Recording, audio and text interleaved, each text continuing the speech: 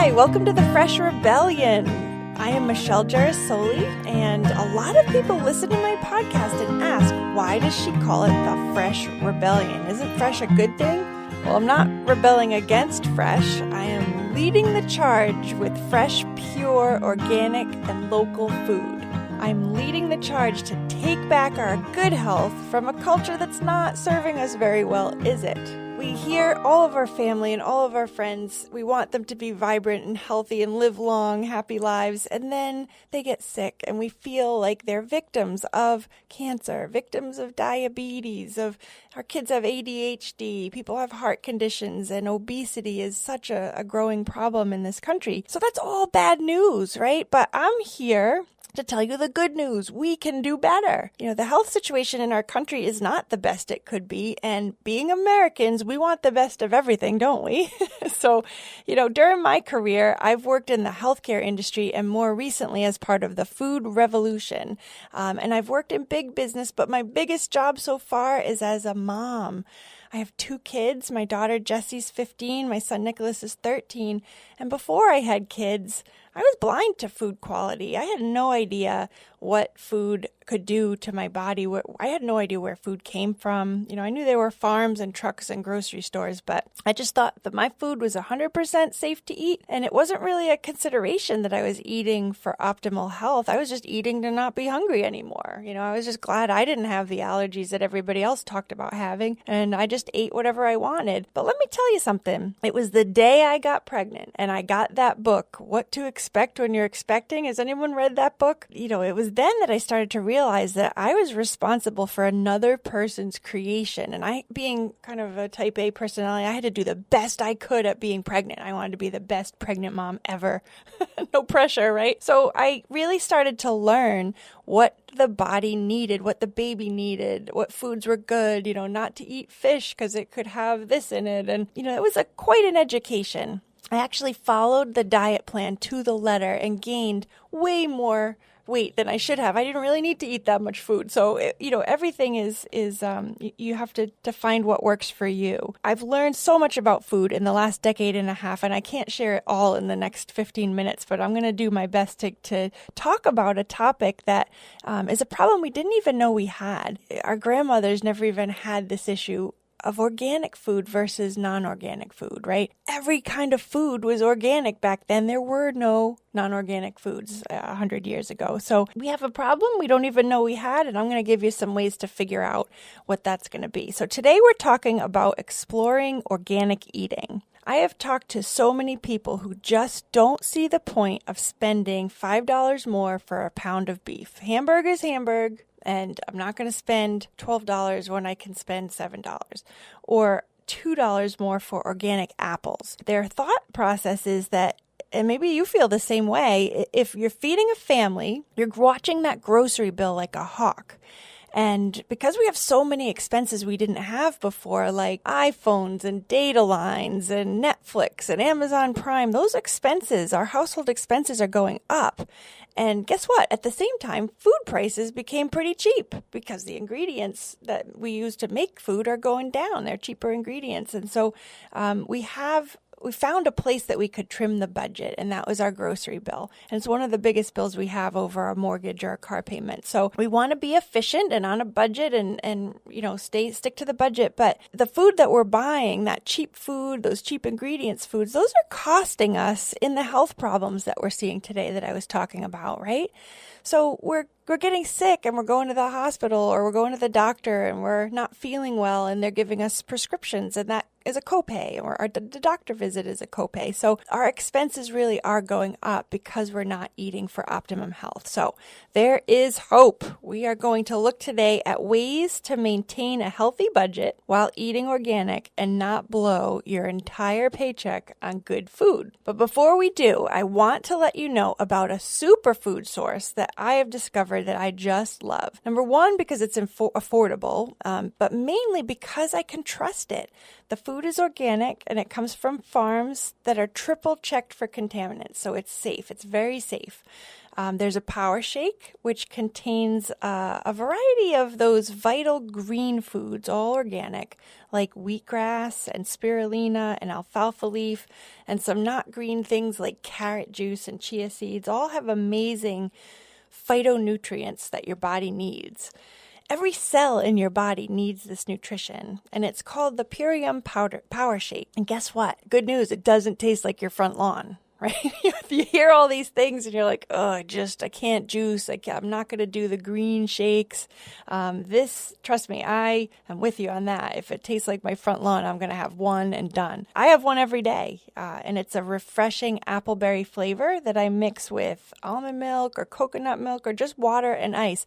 And it's so good and so good for me. And I have so much more energy than I did before I started taking that Purium Power Shake. So I love it. I invite you to try it. Last time we talked about school lunches, the types of snacks you can make for your kids. So go back and listen to that episode. And let's get to today's topic, which is eating organic on a budget. I want you to close your eyes and think about, is your mindset? As I've been talking, how have you felt? Resistance? I'm a rebel. I like the resistance. Bring it on, right? If you have been feeling closed-minded or you haven't been open to trying it, then this isn't going to work for you. I want you to really consider being open to try something new, to see how you feel. Just experiment with it and then see if you can make some changes permanent.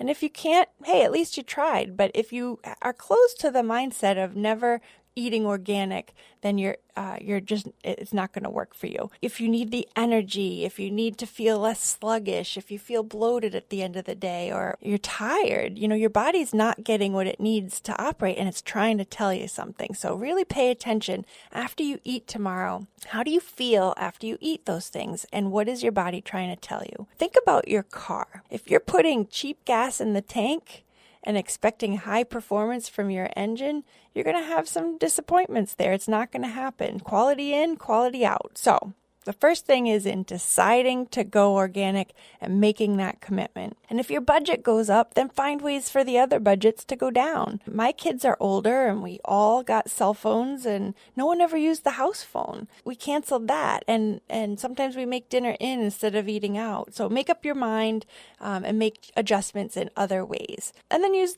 the following tips. One thing that's growing in popularity is meatless meals. Meatless Mondays maybe.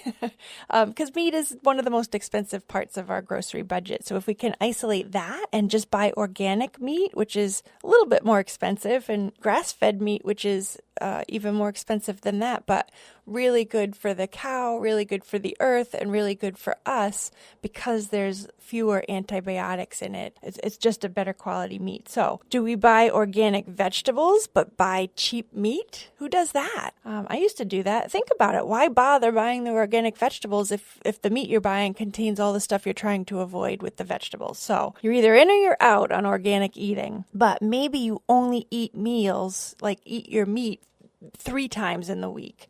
Or maybe you start with meatless Mondays 1 time a week and build up to going vegetarian. People who are plant-based, their groceries cost less. It's a fact. I have meat once or twice a week now, and that balances out the expense of better quality meat when I buy it. My husband loves to have red meat. He works out like a fiend, and he prefers to meat. So he makes his own steak. I think he did tonight while I was making this podcast. So it's all choices, right? If you're going to do Meatless Monday, what are you going to cook? I came from a family, my mom, English grandmother, and she had meat and potatoes every single time. And if there wasn't meat on the plate, it wasn't a real meal. So that was a kind of a cultural thing that I was taught growing up. And it kind of shifted me like, oh, I'm going to have vegetables tonight. What is going to make me feel full? One of my favorite go-to Meatless Monday meals is pasta primavera. When you've got sauteed vegetables with a nice garlic butter wine sauce, and then you put some pasta in there, it's like dessert. You don't even have to eat dessert. That's it for me. That's one of my favorites. Or if everybody's grilling and you want to have a meatless meal and you like to grill, use a portobello mushroom and marinate it in Italian dressing, and then cook it on the grill. It tastes just like a burger, I swear. They're very, very delicious. Another thing you could do is like an Asian noodle salad, a cold salad with sesame seeds and carrot shreds and scallions. And, that you can always put a protein on it. Doesn't have to be tofu, but you could try. I surprised myself one time with a curried tofu. Just find some recipes, go online and see what appeals to you. So give it a try. I promise you that is a good tip for keeping your budget down when you're trying to go organic. Third tip is not to waste the food. The worst thing you can do is to let that food go bad. And here's the double whammy of it. You're spending more for an organic product and it doesn't have preservatives in it, so it's got a shorter shelf life. So if you don't cook it, it's going to go bad faster than the one that has all the preservatives. And nothing is more frustrating than throwing out food that you've bought that was a high price ticket item. So you don't want to throw it out. If you're spending more money on organics, don't waste it. Buy frozen food. Buy the frozen organic veggies to stir fry, and then they have a longer shelf life and they're just as healthy. Go shopping a couple times a week. Go to the farmer's market on Saturday, and maybe you get some groceries delivered on Tuesday, and then you run to the fish market on Thursday. So it's super fresh and it won't spoil in the fridge. So really the last tip is about planning. I don't know about you, but when I don't eat for 3 or 4 hours, I get hangry. It's not just hungry. I get irritable. I need to eat. And when I was a kid, I would come home from school and I would eat a whole bag of Cheetos. I would just sit there and eat Cheetos, a whole bag. As my body was hungry, didn't have what it needed. I didn't eat the right foods and I hadn't planned to have a good after school snack. So now if I'm hangry, even that fast food chain starts to look really good, and I'm a really healthy eater. So you're driving by and the convenience is there. So planning is one of the most important things I can do. If you're eating organic, you have to plan. So I'll pack a green shake and protein pills in the morning, or you might want to pack celery with peanut butter or cream cheese, some things that you can have on hand, some berries, some pineapple, something that you can snack on. I always put a bottle of water in with the shake so I can shake it and go in 3 minutes. It's quicker than the drive-through, and it's stuff like that makes our busy lives easier if you just thought a little bit ahead. On the other end of the day, you might want to throw a crock-pot meal together before work so it's done when you get home. If your family's like mine, everyone gets home at different times. My husband goes to the gym after work. My son has piano lessons. My daughter's babysitting after school. So everybody's hungry at different times, and if I've planned ahead, they can just eat when they get home, and I'm not sitting in the kitchen all night.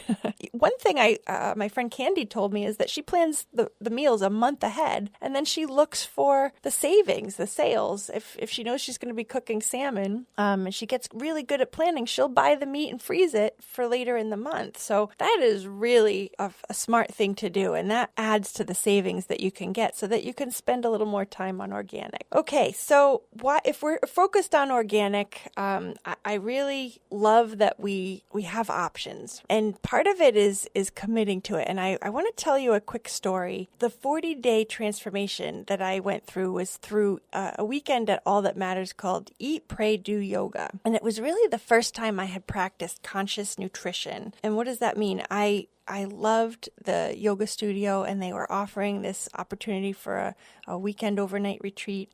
And I wanted to explore eating vegetarian, but I really felt like I was going to starve. If I went there for the weekend and ate vegetarian, I was really going to be hungry. And I almost thought of it as, a sacrifice, one of those, things that you do to discipline yourself, right? It was not like that at all. I have to tell you, I had never gone a day without eating meat, so I wasn't too sure, but Joan and her sister cooked for us, and we tried so many dishes with 25 different vegetables. I think it was the first time I'd ever had quinoa, right? So there was so much flavor and great variety, and it was a realization that for the first time, I hadn't had meat, but I didn't feel hungry. I was, the plants could satisfy me. I was relaxed. I had great energy, and I became a believer. Sometimes you just have to try, you guys. Sometimes you just have to give it a chance and see how your body reacts. And if I hadn't done that immersion into that overnight, I never would have started on the, Meatless Monday path. I never would have started on the organic path. So, you can give it a try, or you can just close your mind and not want it at all. If you're feeling adventurous and you want to see if you can do it, go back and listen to this podcast, read the resources on my website, use these tips and commit and go meatless sometimes. Plan and make sure nothing goes wasted, and you'll see a big difference in how you feel. I promise you that. So if you enjoyed this, I hope you share it with your friends. We are in a sharing economy, and I would love for you to share everything you learn and comment with me. Share your ideas and make this a great rebellious community that we're going to take back our good health. And then I hope you'll join us for our next episode, which is Changing Our Children. What? Changing Our Children is our next episode. So hope you'll join me. See you next time.